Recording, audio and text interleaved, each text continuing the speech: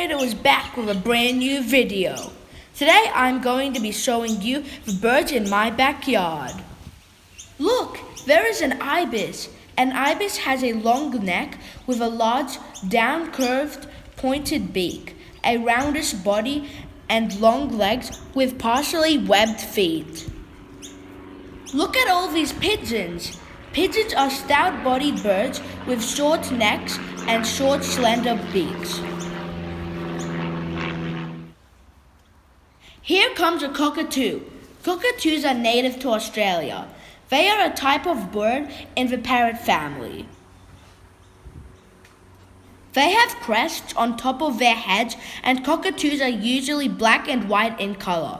Cockatoos have 2 toes pointing forward and 2 backwards. This, along with the use of their beak, gives them the ability to use their feet much like we use our hands. Just look at the cockatoo. Use its feet to eat the piece of bread.